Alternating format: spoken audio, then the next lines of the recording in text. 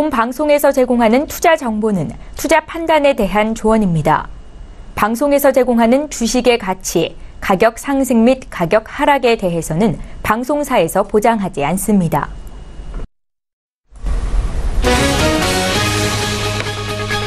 헤드라인 뉴스입니다. 뉴욕 증시에서 주요 지수는 기업 실적 호조에도 불구하고 혼조세를 보였습니다. CNBC에 따르면 이날 오전까지 실적을 발표한 S&P 500 지수 포함 기업 중 79%가 시장의 기대치보다 높은 실적을 발표했습니다. 뉴욕 증권거래소에서 다우존스 지수는 전장보다 0.16% 하락한 24,748.07의 거래를 마쳤습니다. 반면 S&P 500 지수는 0.08% 상승한 2,708.64를 기록했고 기술주 중심의 나스닥 지수도 0.19% 오른 7,295.24의 장을 마감했습니다. 미국 중앙은행인 연방준비제도는 무역 갈등을 실물 경제의 리스크 요인으로 꼽았습니다. 연준은 경기 동향 보고서인 베이지북을 통해서 전반적으로 고용 호조를 기반으로 완만한 경기 확장세가 이어지고 있다고 진단했습니다. 다만 무역 갈등에 대해서는 우려를 드러냈습니다. 특히 12개 가운데 9개 연은이 트럼프 행정부의 철강 관세 조치, 중국 등의 보복 관세 가능성을 우려했습니다. 뉴욕 연방준비은행의 윌리엄 더들리 총재는 공격적으로 기준금리를 높일 이유가 없다는 견해를 보였다고 월스트리트저널이 보도했습니다.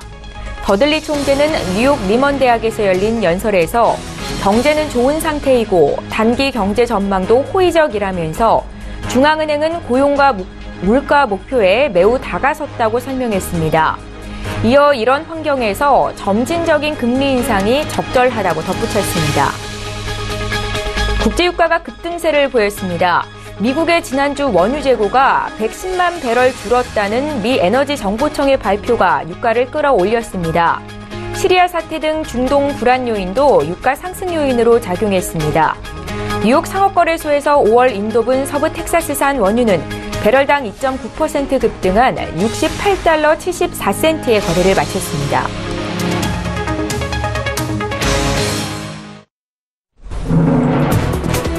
시청자 여러분 안녕하십니까? 출발 증시와이드 1부 시작합니다. 최은정입니다. 중동 및 무역 갈등 이슈가 다소 완화한 가운데 시장 참가자들은 기업들의 실적 발표와 또 국제유가의 가파른 상승 흐름에 주목하는 분위기였습니다. 오늘 새벽에 마감한 미국 뉴욕 증시 3대 지수 혼조세를 나타냈는데요. 국제유가가 급등하면서 에너지주들은 강세를 보였고 실적을 발표한 기업들은 컨센서스를 넘어서는 결과를 내기도 했는데 차익 실현 매물에 좀 혼조세가 나타났다라는 평가입니다. 자, 미 연준의 경기 동향 보고서가 발표되기도 했는데요. 오늘 시장에 영향을 미친 주요 이슈는 잠시 뒤 전문가와 함께 이야기 나누도록 하겠습니다. 오늘 4월 19일 목요일이고요. 출중 일부 시간 지금 본격적으로 시작합니다.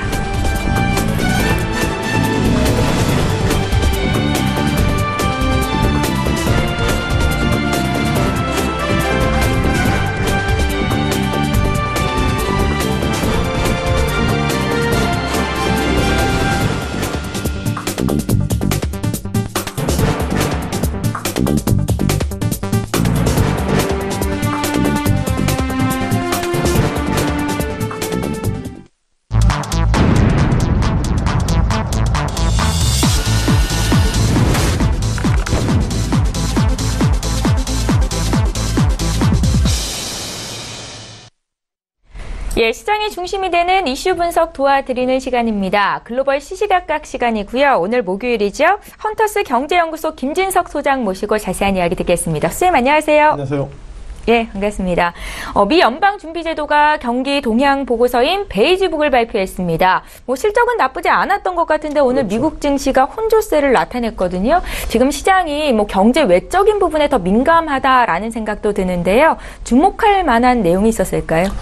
무엇보다 일단 기본적으로 실적이 나왔다. 어떻게 보면 베이지북이 나왔다는 것은 상당히 시장이 좀 견고하다 이렇게 좀 나오고 있는데요. 예.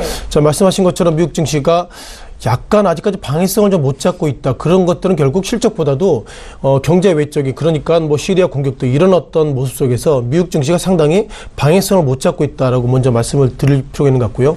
잠깐 화면을 보시면서 최근 들어서 미국 증시의 어떤 트렌드, 그리고 오늘 새벽에 마감한 미국 증시의 기본적인 틀을 좀 먼저 말씀드려 봐야 될 것 같습니다. 자, 기본적으로 여러 가지로 빵 종목 관련돼서 넷플릭스가 상당히 실적이 좀 좋게 나왔기 때문에요. 어제 관련돼서는 넷플릭스가 실적이 상당히 좋게 나와서 그런 부분들이 일단 어제 증시는 상당히 좀 호조로 모여졌다고 말씀드려보겠고요. 오늘 같은 경우에는 뭐 역시 뭐 약간 약세의 모습 보였습니다만 다시 한번 지난 4월 초에 급락 이후에 올라갔다는 것은 이제 넷플릭스가 소위 지난 시기에 어떤 개인정보 이런 유출을 넘어서 이제는 기본적으로 실적은 좋아졌다 이렇게 말씀드려보겠습니다. 또한 애플 같은 경우에도 실적이 상당히 좋아지고 있기 때문에요. 공통적인 것들은 4월달 이후에 즉 미국 증시를 이끌어갈 기술주의 흐름들 여전히 좀 좋게 나오고 있다 보겠습니다. 다만 오늘 같은 경우에는 기본적으로 여러 가지 이슈 관련돼서 IBM 같은 경우에는 예상보다 주가가 좀 급락의 모습을 보였고요. 이것을 봤을 때 이제는 기술주 가운데서 IBM 이런 부분들 실적의 어떤 호조에 따라서 주가는 정확하게 영향을 미친다 이렇게 말씀을 드릴 필요는 같습니다. 또한 팩트 가운데 유가에 대한 모습을 드려야 할 것 같습니다. 어느덧 유가가 68.91달러 배럴당 좀 마감을 했는데요. 최근 들어서 이렇게 유가가 상당히 급등했다는 걸 보면 어떻게 보면 경기가 좋아지는데 유가가 좋아졌다. 그런 부분도 이해가 되고 있습니다만 최근 들어서는 경기가 좋아졌다기보다 기술주 중심으로 좋아졌는데 유가가 오르는 것은 어떻게 보면 중후장대한 미국의 자동차 업종이나 소위 조선업종 이런 부분들은 일단 충격이 있겠지만 따라서 오늘 실적이 좋아졌음에도 불구하고 유가의 상승이 미국 증시를 상당히 좀 약간 부담을 좀 느끼는 것은 아닌가 이렇게 보겠습니다. 따라서 넷플릭스 실적 호조와 그리고 빵 관련된 종목들이 주가 다 상승했다는 걸 보면 일단 미국 증시는 그래도 지난주보다는 상당히 주가가 좀 좋은 패턴의 모습을 보였다 보겠고요. 다만 앞서서 말씀드린 것처럼 트럼프 대통령이 지난 시기에는 시리아 공격을 안 하겠다. 즉 48시간 이내 안 하겠다 하다가 공격을 했고요. 그러다 보니까 또 트럼프 대통령이 이런저런 어떤 플레이들을 아직까지 시장을 좀 못 믿는 것은 아닌가 이렇게 보겠습니다. 자, 그럼 베이지북으로 잠깐 좀 돌아가 봐야 되겠습니다. 자, 베이지북 지난 3월달이죠. 마치 세보니까 지난 3월달에 베이지북과 그리고 오늘 발표한 베이지북의 어떤 틀을 좀 보시면 좋겠는데요. 지난 3월달에 베이지북의 내용들도 여전히 좋다 이렇게 나왔습니다. 뭐 3월달의 얘기는 뭐 여전히 좋다는 얘기고요. 경기도 좋아지고 있고 또한 고용과 임금도 좋아지고 있고 이런 부분들이 지난 3월달에 베이지북의 페이퍼인데요. 이번 4월달 그러니까 오늘 발표된 페이퍼의 주된 내용은 약간 좀 결이 좀 다른 모습이 나오고 있습니다. 아시는 것처럼 뭐 경제는 여전히 좋아질 수 있죠. 물론 트럼프 대통령이 결국 관세 부과 이런 부분을 통해서 미국 기업을 지키겠다. 그런 부분들이 이번 베이지북에 나와 있고요. 다만 눈에 띄는 것들은 12개 지역의 경기는 여전히 좋아지고 있다는 앞서서 3월달 표현과 똑같은 것을 붙여놓은 것 같은데 다만 눈에 띄는 것들은 보신 것처럼 제조업 그리고 농업 또 뭐가 있죠. 그리고 교통 이런 부분들도 여전히 좋아지고 있는데 다만 이 타리프 이게 한국말로 보면 관세라는 표현을 쓰고 있습니다. 따라서 이번에 4월달 베이지북을 검색해보면 이 타리프라는 단어가 30회를 넘었었다고 것을 보면 지난 3월달보다 4월달의 베이지북은 이 관세라는 부분들이 예상보다 좀 충격이 커지셨다 보겠습니다. 다만 여기서 임포즈라는 말 썼다는 걸 보면 수익 관세라는 부분인데요. 자, 관세는 두 가지입니다. 즉 그러니까 미국의 기업이 미국에 들어왔을 때 수익 관세를 하면 미국 내에서 경쟁을 하고 있는 회사는 좋겠지만 그만큼 미국 내 소비자는 그만큼 관세가 많이 부과되기 때문에 상당히 소비가 힘들어지는 부분이 있어서 이번에 베이지북을 페이퍼를 만들면서 기본적으로는 관세 이런 부분들이 베이지북 지금 이후부터는 미국 경제를 상당히 오히려 어렵게 만드는 것은 아닌가 그런 관점 속에서 이 타리프라는 단어가 계속 나왔다는 걸 보면 아무래도 이번에 베이지북을 만드는 미국의 12개 지방은행장들도 관세가 오히려 미국 경제를 좀 어렵게 만들 것은 아닌가 그런 어떤 고민이 좀 녹아있다고 말씀을 드리겠습니다. 예, 저희 먼저 오늘 발표된 미국의 경제 동향 보고서죠. 베이지북에 대한 내용을 짚어봤습니다. 자, 미중 무역 갈등이 수면 아래로 내려간 듯하게 보이기는 하지만 아직 우려감이 지속되고 있는 분위기입니다. 하루 새 반덤핑 예비 판정을 주고받으면서 보복 조치를 이어가고 있기 때문인데요. 앞으로 미중 간 이 무역 전쟁 불씨가 좀 사그러들 거라 이렇게 보십니까, 소장님? 일단 트럼프 대통령의 그 플레이가 하도 랜덤하기 때문에 지금 월가 골드만삭스를 비롯해서 몇몇 페이퍼들 보면 트럼프 대통령 자체가 불확실성이다. 따라서 페이퍼를 쓰기는 곤혹스럽다. 이런 얘기 있다는 것 보면은 미국과 중국의 이런 갈등이 좀 이어질 수 있다 이렇게 말씀을 들어볼 필요는 같고요. 다만 그동안 시장 관련해서 가장 큰 고민 중에 하나가 이제는 미국을 넘어서 중동발 이슈로 넘어간 것 같습니다. 앞서서 제가 유가를 배럴당 68달러, 69달러, 70달러 이상 올라간다는 거 보면 어쩌면 이것이 실은 트럼프 대통령이 시리아를 겨냥한 것이 아니라 러시아를 겨냥한 것이기 때문에 상당히 이런 부분들이 글로벌의 불확실성이 커지고 있다 보겠고요. 또한 약간 더 깊게 들어가 보면 어쩌면 러시아를 겨냥한 것이 아니라 중국을 겨냥한 것은 아닌가 이렇게 예상보다 글로벌 증시가 최근 들어서는 소위 커플링처럼 계속 팩트가 옮겨 있기 때문에 어떻게 예단하든지 간에 그건 결국 트럼프 대통령의 기본적인 특징이 아닌가 싶습니다. 다만 미국 관련돼서 며칠 전에 페이퍼가 나왔죠. 트럼프 대통령이 작년 1월에 취임했고요. 취임하고 나서 벌써 지금 4월 달에가 1년 3개월 됐는데 오바마 대통령도 1년 3개월 만에 지지율과 트럼프 대통령 지지율을 보면 트럼프 대통령의 지지율이 더 올라갔다 이런 어떤 평가 페이퍼를 보면서 트럼프 대통령에 대한 평가는 결국 미국 사람들이 트럼프 대통령의 개인적인 부분들은 소위 섹슈얼 허리스먼트 이런 부분을 떠나서 부정적으로 보지만 경제적인 부분들은 그래도 트럼프 대통령이 상당히 잘하고 있다 이런 것을 보면 미국이 결국 중국과 그리고 러시아 소위 이런 어떤 소위 무역 전쟁을 지금보다 더 크게 할 수 있는 동력을 일단 만들었다 말씀 드려보겠고요. 다만 이것이 돌출악재이기 때문에 뭐라고 코멘트는 좀 드릴 수 없겠습니다만 계속 미국 기업들 실적이 지금 나오고 있는데 실적이 좋게 나오고 있습니다. 그만큼 트럼프 대통령이 뒤에서 받쳐주고 있는 것은 아닌가 이런 어떤 큰 틀에서 좀 이해하시면 좋겠고요.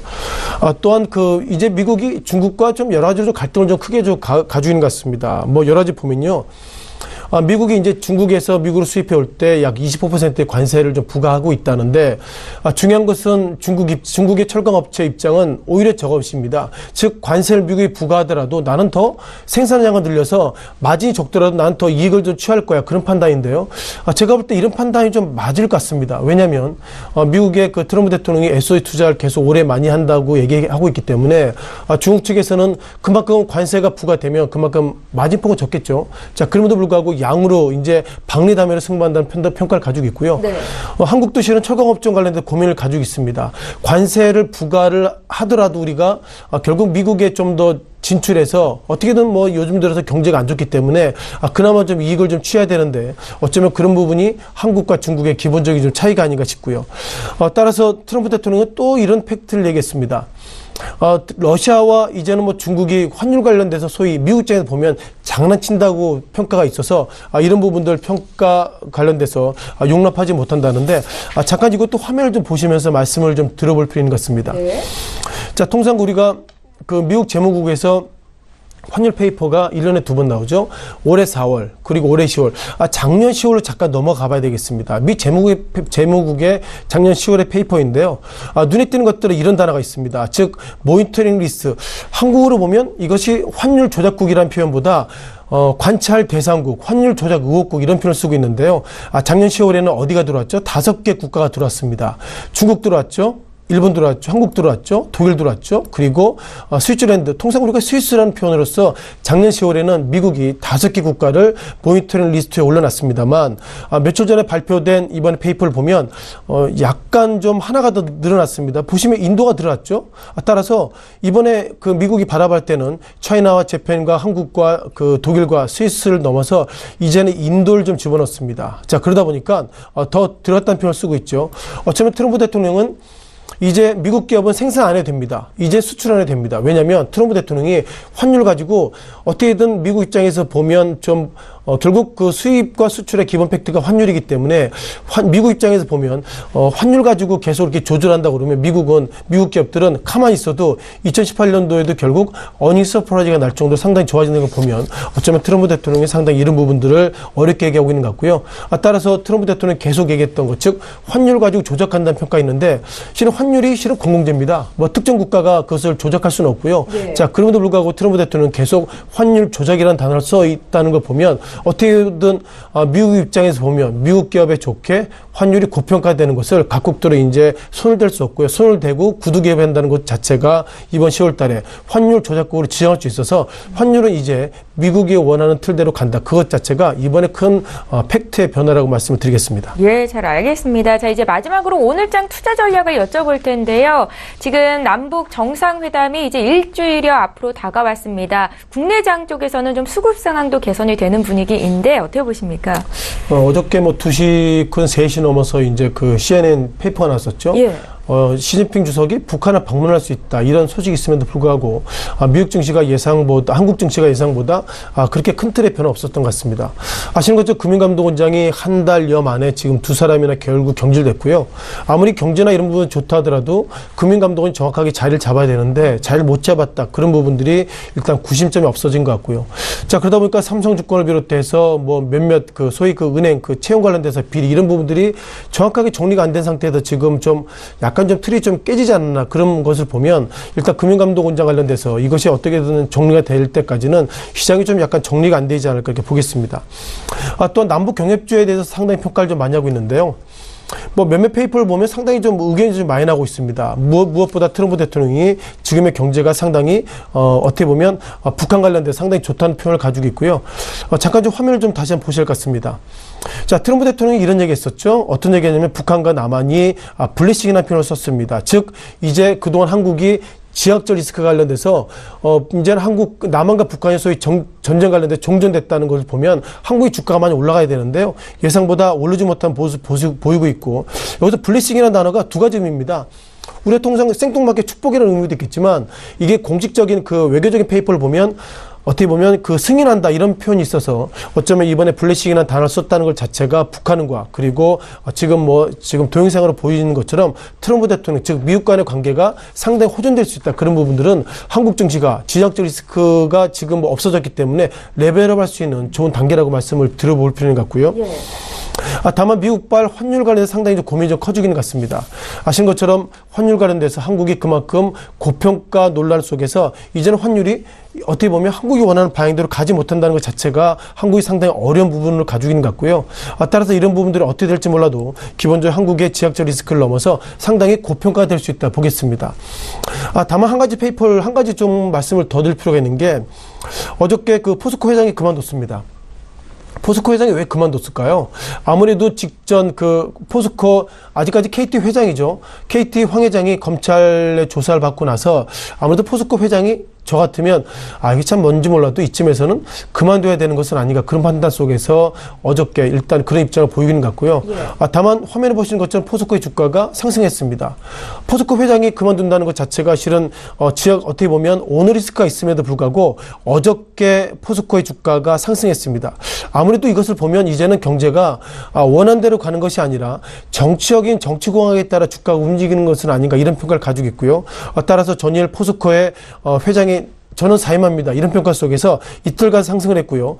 외국인과 기관들도 어저께 상승했다는 거 보면 어쩌면 포스코 회장이 그만두는 것을 시장은 원한다는 평가를 가질 것 같습니다.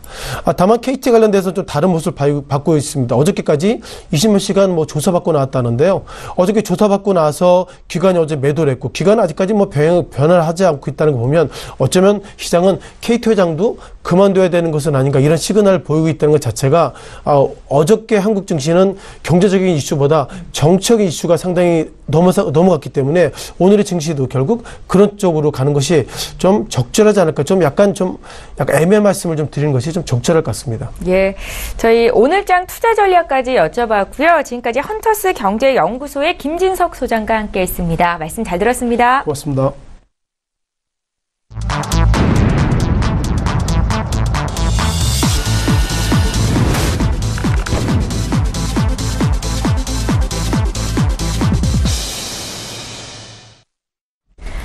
예, 이번에 국내 시장 쟁점을 보다 구체적으로 풀어보는 시간 갖겠습니다. 라이브 이슈타임 시간이고요. SK증권 영업부 PIB센터의 이재강 이사 화상으로 연결해보겠습니다. 이사님 안녕하세요. 네, 안녕하십니까? 예, 반갑습니다. 오늘 첫 번째 이슈부터 보겠습니다.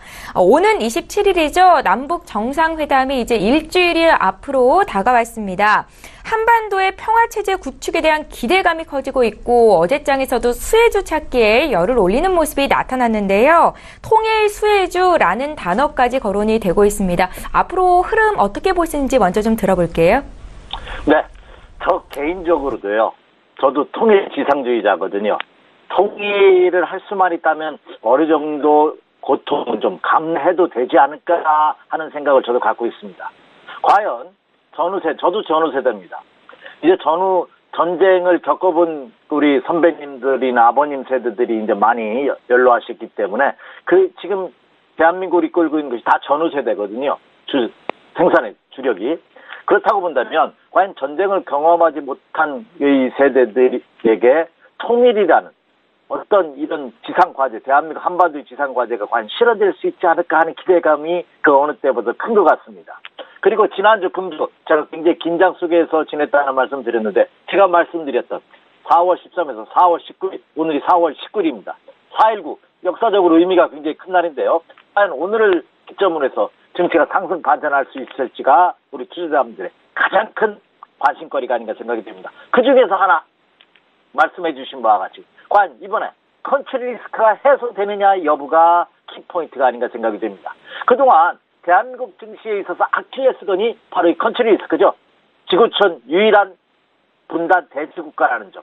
과연 한반도에서 전쟁이 사라질 수 이번에 있느냐의 여부가 그만큼 중요하지 않나 생각이 됩니다. 증시에서도 과연 그 트럼프 대통령이 지금 추진하고 있는 전쟁 종식 선언이 이번에 이루어진다면 대한민국 증시는 한 단계 레벨업의 가능성이 저는 굉장히 높지 않을까 생각이 됩니다. 그렇다고 본다면 여러분이 동원할 수 있는 전 자금을 동원해서 이제는 주식을 매수해야 되는 것도 고려해 볼 필요가 있지 않을까 하는 생각마저 들고 있기 때문에 그 점을 여러분 면밀히 검토하실 필요가 있지 않나 생각이 됩니다. 따라서 여튼 일주일 앞으로 나고 있는 남북 정상회담, 다음 달 말이나 6월 초에 있을 북미 정상회담을 앞두고 있는 시점이기 때문에 그 가능성은 한층 더 높아지고 있다 이렇게 말씀을 드립니다. 따라서 이 컨트리 리스크, 다시 말해서 대한민국이 갖고 있는 지정학적 리스크가 감소된다면 그 여파는 그렇죠? 그것으로 인해서 디스카운트 됐던 대한민국 증시 기업들이 이제 재평가를 받을 수 있는 가능성이 한층 더 높아진다고 본다면 주가의 상승 가능성은 그 어느 때보다도 전 세계 어느 시장보다도 높지 않을까 이렇게 생각이 됩니다. 이번에 문재인 대통령이 김정은 주석과 그 김정은 위원장과 회담을 하는 남북 정상회담에서 주 안건이 비핵화를 명문화하겠다는 거죠. 그리고 DMZ 비무장지대에서 무기를 철수하겠다는 점, 그리고 남북 정상회담을 정례화하겠다는 것이 우리 정부의 이번 남북 정상회담을 앞두고 있는 회담을 앞두고 있는 시점에서 주요 정책 이슈고요. 그리고 트럼프 대통령은 모두 언급해드린 바와 같이 종전선언을 구체하겠다는 보도가 계속해서 나오고 있습니다. 더군다나 지난주에 국무장관이 급비리에 북한을 방문했다는 소식이 나오면서 그 실현 가능성은 한층 더 높아지고 있는 그런 모습이 아닌가 생각이 됩니다. 이로 인해서 한국에 대한 국가 신용등급은 상승할 가능성이 높고 이것은 곧바로 한국 경제의 새로운 도약을 기대해도 충분하지 않을까 이렇게 생각이 됩니다. 아울러서 짐 메카퍼티라는 이분이 일본 노무라 홀딩스, 일본 노무라 증권이죠. 홍콩 주재 아시아 주식 리서치 책임자라고 합니다. 이 짐 메카퍼티 이 책임자가 대한민국 증시가 올해 코스피 시장이 무려 3,000포인트 돌파는 무난할 것이다 하는 분석 자료가 나오고 있는 그런 상황입니다. 그렇다고 본다면 이 컨트리 리스크 감소에 따른 남북 정상회담, 이어서 이어지는 북미 정상회담에서 화해 무드, 그러니까 전쟁이 한반도에서 사라진다면 그 여파는 여러분이 생각했던 것보다 더 클 가능성이 높다 하는 점입니다. 그리고 제가 말씀드렸던 바와 같이 국내 증시도 지난 3월달 그리고 4월 중순까지 지나긴 기간 조정에서 벗어나면서 새로운 반전의 가능성이 맞닥뜨려진다는 측면에서 본다면 그 가능성은 더 높아지는 그런 모습이 아닌가 생각이 됩니다. 자, 그렇다면 여러분이 더 궁금해하시는 남북 정상회담으로 인해서 이어지고 있는 이 컨트리 리스크가 해소되려면 우리는 투자를 어떤 종목을 해야 되느냐 하는 거죠. 자, 지금부터 우리가 남북 경협주로 알려졌던 기존 수혜주와 새롭게 부각되고 있는 신규 수혜주 두 가지 관점에서 우리가 접근해 볼 필요가 있지 않는 생각이 듭니다. 기존 관련주는 개성공단이죠. 개성공단 중지 상태에 있는 개성공단이 다시 활성화된다면 그 입주업체들, 건설업체들 이런 회사들이 수혜를 받을 것이다. 건설업체는 남광토건을 필두로 해서 제형솔루텍이라든지 좋은 사람들 이런 종목군들이 포함이 되겠고요. 그리고 금강산 개발이 다시 추진된다고 본다면 현대엘리베이터라든지 현대건설이라든지 현대그룹 관련주들이 최대 수혜주로 부각될 것이고요. 또 대북 송전 관련주들이죠. 이화전기, 광명전기, 재룡전기 같은 전기 산민방들 그리고 화성밸브라든지 하이스틸, 동양철강 같은 가스관 관련 이런 종목군들 그리고 대북 관련해서 화장품과 유통 이런 종목들. 그러니까 이것은 대북이라도 대중국 관련이죠. 그러니까 북한과의 관계가 원활해짐에 따라 중국과의 해빙 무드도 이어질 가능성이 큰다고 본다면 이런 종목군들이 기존 우리가 알고 있는 수혜주고요. 그리고 신규 수혜주로 부각되는 종목군들이 있는데요.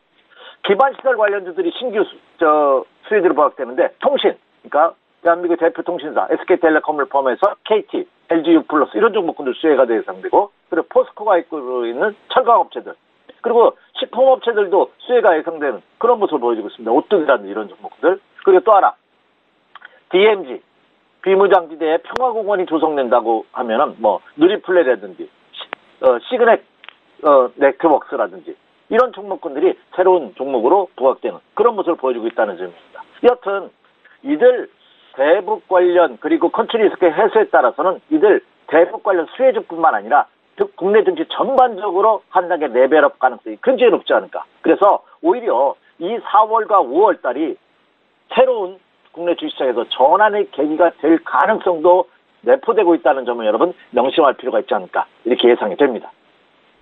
예, 잘 알겠습니다. 잠시 뒤에 구체적인 오늘장 투자 전략 여쭤보겠고요. 두 번째 이슈로 넘어가 보겠습니다. 시장에서 우리나라의 삼성과 현대차 그룹의 지배구조 개편을 가장 반긴 것이 외국인 투자자인 것으로 나타났습니다.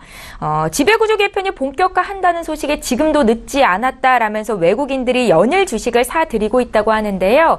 투자자들 입장에서는 어떤 팁을 가져갈 수 있을까요, 이사님? 네.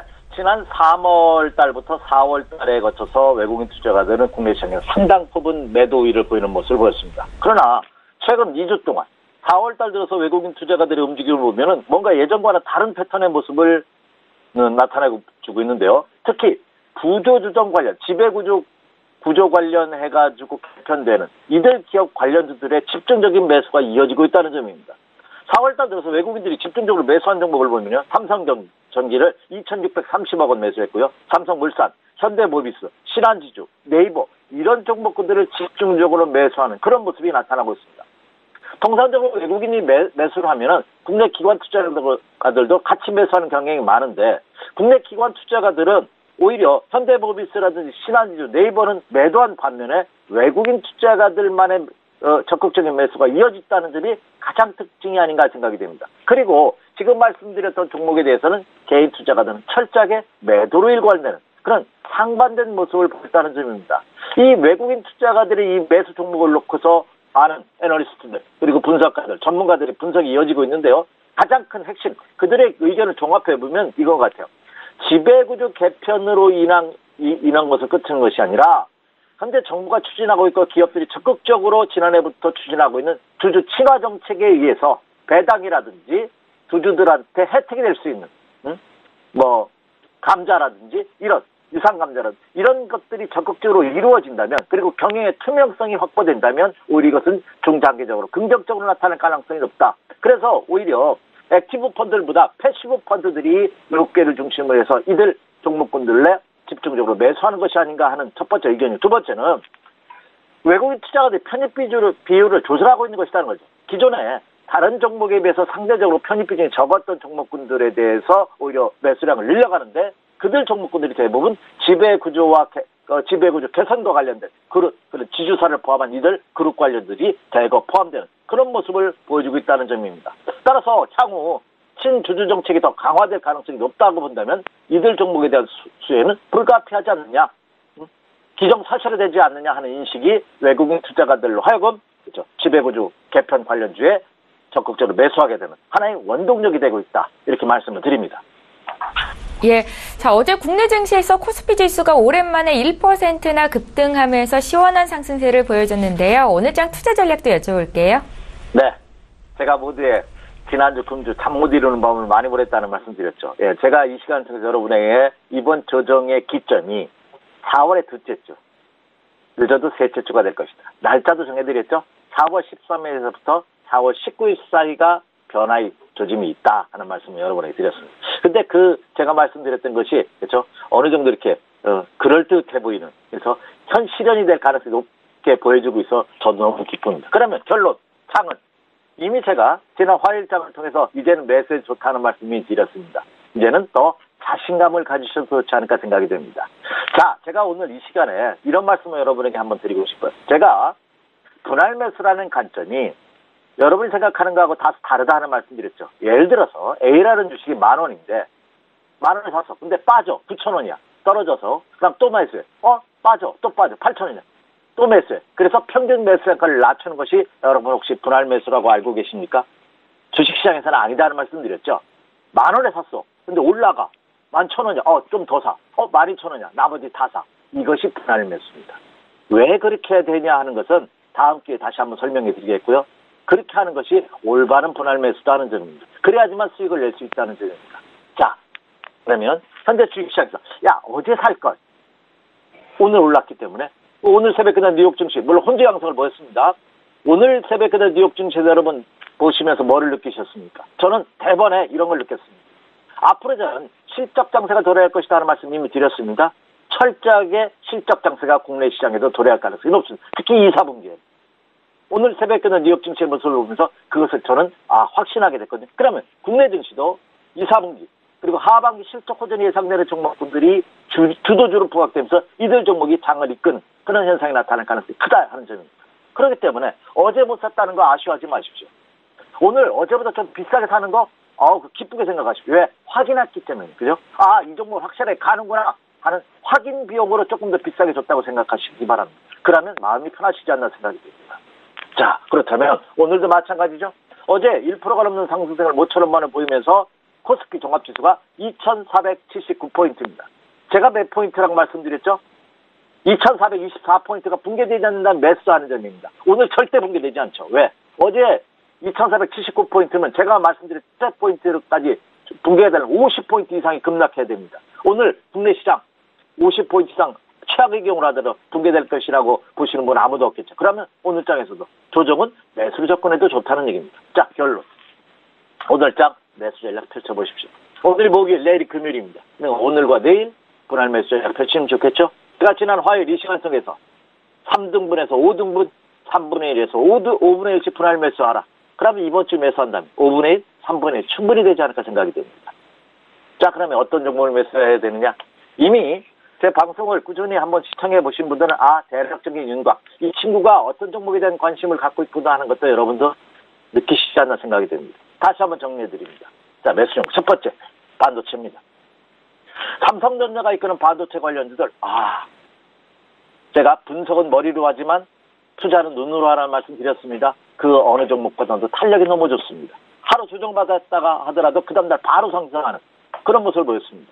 지금 삼성전자 250만 원을 굳건하게 지키면서 어제 255만 원입니다. 어제 종가가. 네. 그렇다고 본다면 어제 종가가 250만 원이 넘었네. 256만 8천 원입니다. 죄송합니다. 256만 8천 원입니다. 이게 250만 원대가 이제 지선이 될 가능성이 크지 않을까 생각이 됩니다.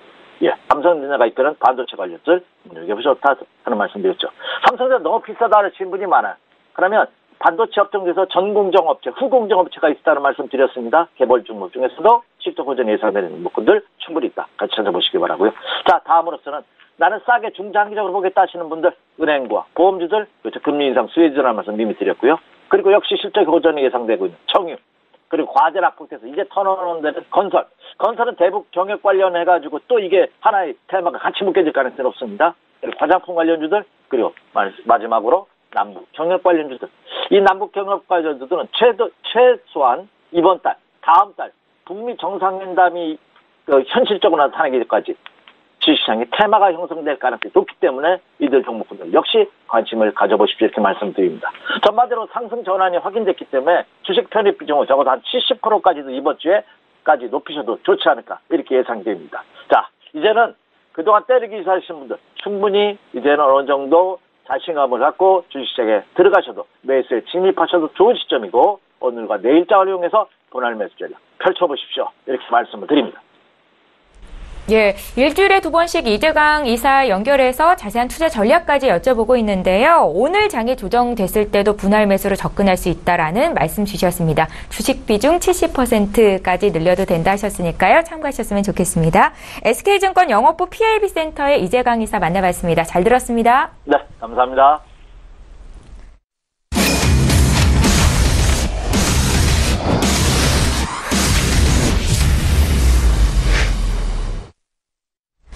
예, 예, 이번에 국내외 선물 시장 투자 전략 짜겠습니다. 선재 트레이더의 선물 하이킥 시간이고요. 선재 트레이더 오늘도 화상으로 연결해 보겠습니다. 안녕하세요. 네, 안녕하십니까. 예, 반갑습니다. 예, 네. 오늘도 국내 선물 시장부터 구체적으로 투자 전략 짜주십시오. 네, 우선 일봉상 그림 먼저 보겠습니다. 자, 일봉상의 그림에서 우선은 추세로 막았던 구간들 어제 돌파하는 시도들이 있었습니다. 한마디로 박스권 상단부를 돌파하려고 굉장히 노력을 하고 있죠. 자, 우선은 어제 이렇게 매매를 했었습니다.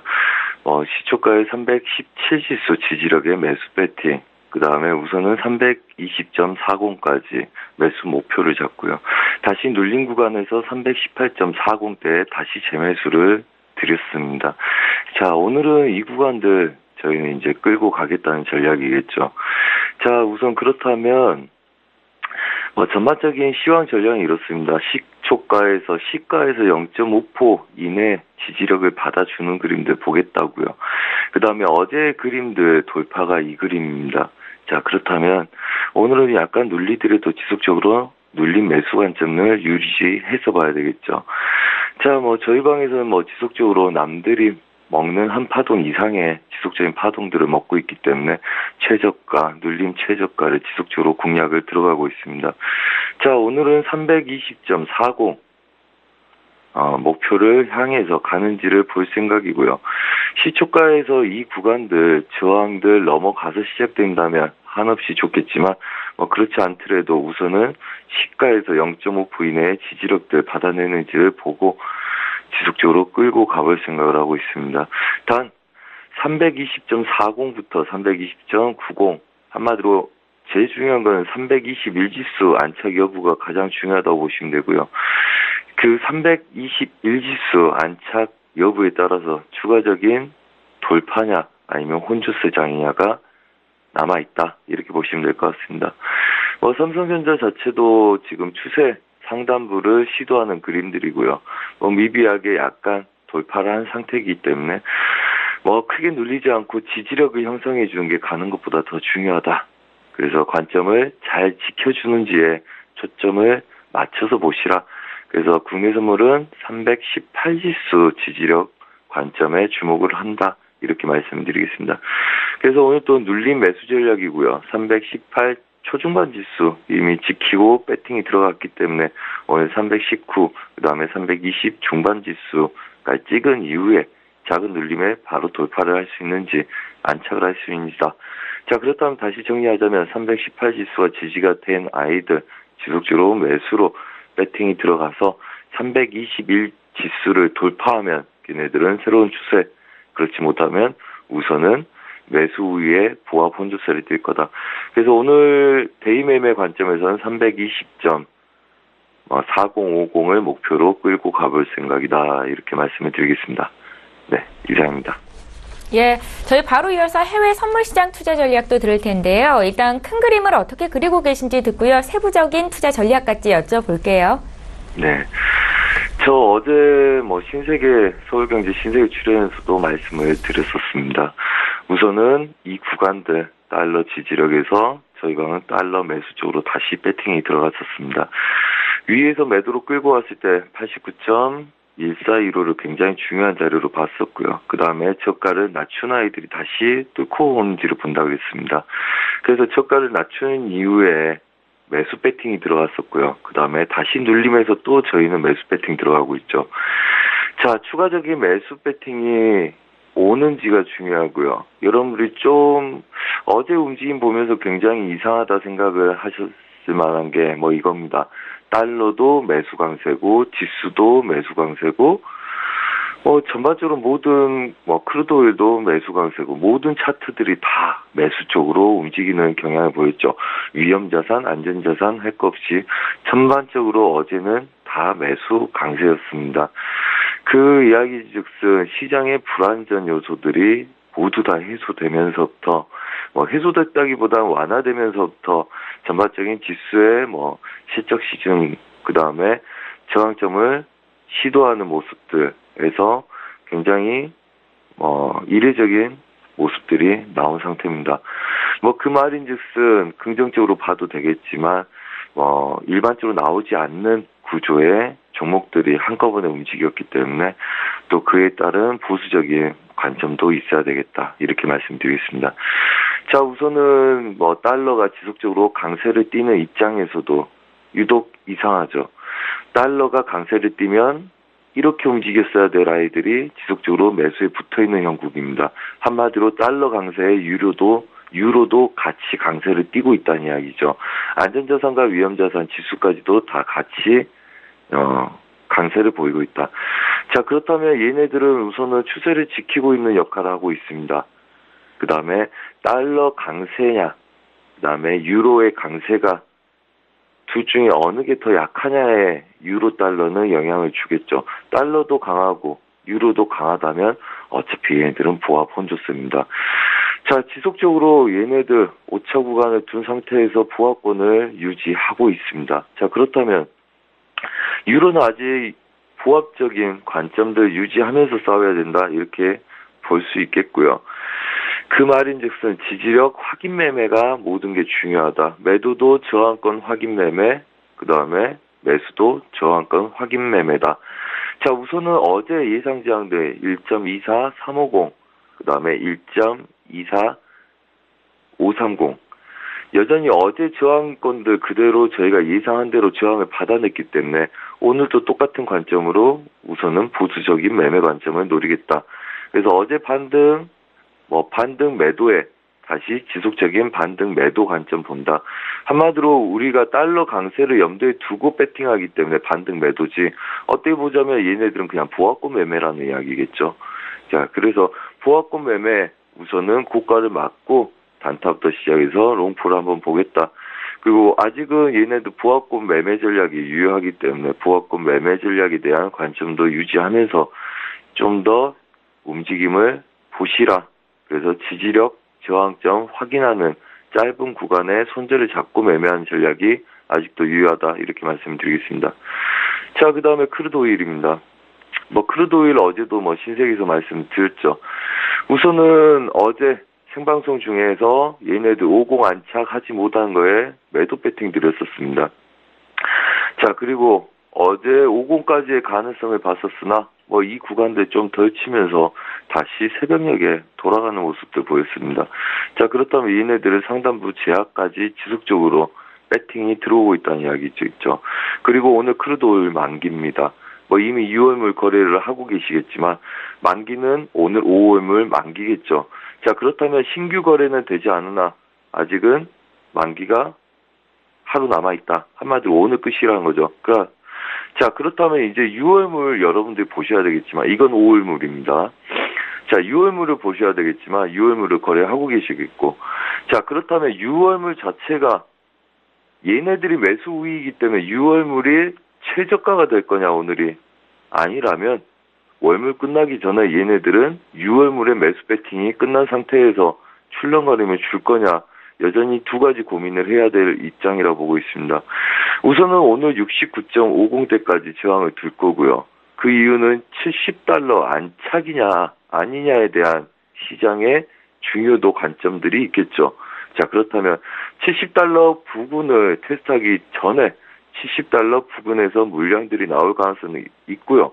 걔네들이 지지력을 확보한 다음에 $70를 안착할 거냐 말 것이냐를 고민할 걸로 보입니다. 자, 그렇다면 6월물 초반에 $70를 안착할 거냐 못 할 거냐, 시장은 그거에 관심이 있다. 자, 그렇다면 우선은 상방 제약에서 신고가에서 눌린 매도 유효하겠고요. 그 다음에 아래 구간은 전 고가의 오차 구간까지 지지력의 매수 배팅들 유효하겠다. 한마디로 얘네들은 지지력, 저항들 확인 매매 전략이 지속적으로 있어야 된다, 이렇게 말씀을 드리겠습니다. 자, 그래서 오늘 예상 지지력들 68.30대, 그 다음에 예상 저항은 추세를 올려놓는 69.50대까지 보고 지지력 확인 매매 전략을 드리겠다, 이렇게 말씀을 드리겠습니다. 자, 그 다음에 골드입니다. 자, 골드 추세 저항에서 지금 설왕설래하고 있습니다. 자, 저가를 낮추고 나서도 다시 반등하는 모습들을 보이고요. 그 다음에 고가는 넘어가지 못하고 다시 매물대 근처를 확인하고 있다. 자, 그렇다면 얘네들은 보합권 매매 전략이 아직도 유효하다 말씀드리겠습니다. 한마디로 달러 인덱스가 지지력에서 반등을 했는데 고가를 높이지 못하기 때문에 얘네들은 아직 방향성 뛰었다고 볼 수가 없고요. 저가도 낮추지 않고 고가도 높이지 않기 때문에 달러 관련된 이슈들은 전체적으로 보합권 매매 전략이 아직 유효한 형국이죠. 저가와 고가를 제외한 중심 자리에서 설왕설래하고 있는 모습들, 강한 저가를 깼다 그래서 걔네들이 깨고 빠지지 않고요. 강한 저항점들을 안차겠다 그래서 걔네들이 또 지지하고 무조건 배팅이 들어가는 것도 아니다.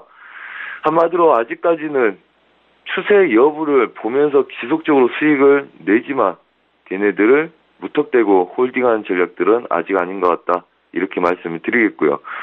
보합권 매도 전략, 보합권 매매 전략이 아직은 전반적으로 유리하기 때문에 관점이 본인이 한 군데에 꽂혀 있다면 걔네들은 유리한 자리만 통해서 배팅이 들어가시라 이렇게 말씀드리겠습니다. 자, 그래서 추세를 뺀 아이들 여전히 다시 돌파를 하고 있고요. 그 다음에 넘어간 아이들 다시 안착하는 모습은 안 보이고 있습니다. 어떤 종목이 됐든 아직은 보합권 매매, 그 다음에 기대 심리만 있는 상태이기 때문에 월물이 바뀐 종목부터 전반적으로 기대를 하고 있는 종목들까지 지지력 확인, 전략 매매가 항상 필요한 시점이다. 국선 또한 오늘 그러하기 때문에 국선 전략적으로 말씀드린 거 잘 이해하시면서 오늘 또 리스크 관리 잘 하시고 수익들 많이 내시기 바랍니다. 이상입니다. 예, 지금까지 선재 트레이더와 함께했고요. 내일 이 시간에 또 연결하도록 하겠습니다. 고맙습니다. 네, 감사합니다. 예, 출발 증시와이드 1부 여기서 마칩니다. 잠시 뒤 2부 시간에는 시청자 여러분들을 위해서 전문가의 추천주를 공개해드리는 시간이 있습니다. 추천주 공개 이후로 수익률 대결로 펼치게 될 거고요. 또 저희 장중에 종목 상담도 받으실 수 있는데요. 샵 0082번으로 문자 참여해 주시면 되겠습니다. 저희는 잠시 뒤 2부 시간으로 다시 오겠습니다. 고맙습니다.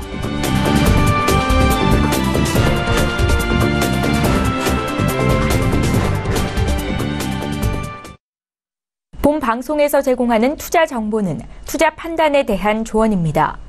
방송에서 제공하는 주식의 가치, 가격 상승 및 가격 하락에 대해서는 방송사에서 보장하지 않습니다.